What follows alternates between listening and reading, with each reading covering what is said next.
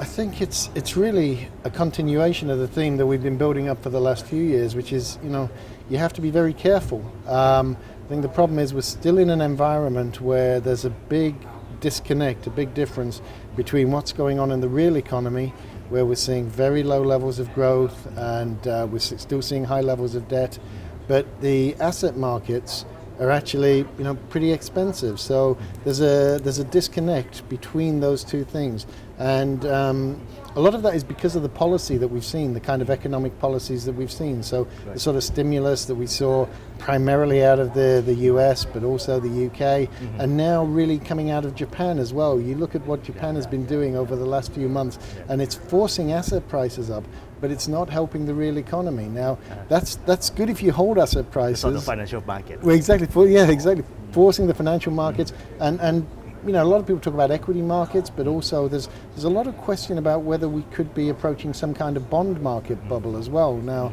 I'm not so worried about sovereign bonds in the major markets. I'm much more worried about corporate bonds, and particularly in America. And one question people keep asking me is about the oil price. Now, we're not surprised to see that the oil price has fallen. Maybe we didn't expect it to fall quite this much or quite so quickly, but we were always a bit nervous about the oil price because of the fact, that really is dictated by the real economy. So if we have very low levels of growth, and also, we've seen an increase in supply because we've seen what's happened in the States with shale and all that story. So, commodities are always very marginal. It takes a very small difference in either supply or demand, and it makes a big difference in the price. And what we think we've seen is like a much softer demand, and yet we've had some more supply. And that's why the oil story is, we've been very, very worried about oil, the price of oil for quite a while. We thought it was going to fall.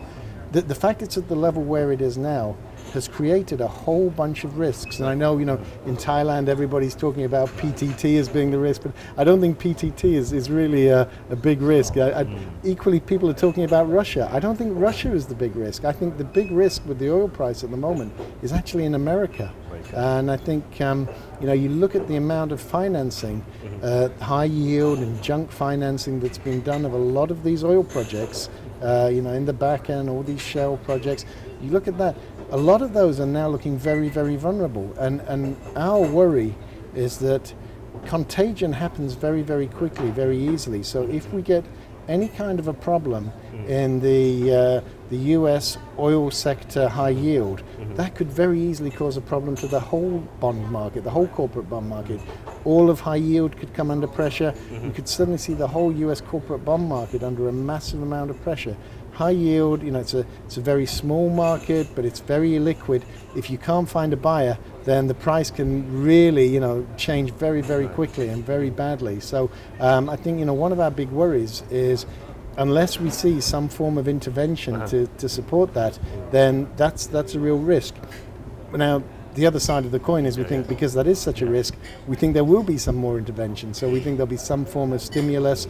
And that's why I think, the thing for 2015 is about being very, very careful because it's difficult to know, which way the direction is going to go.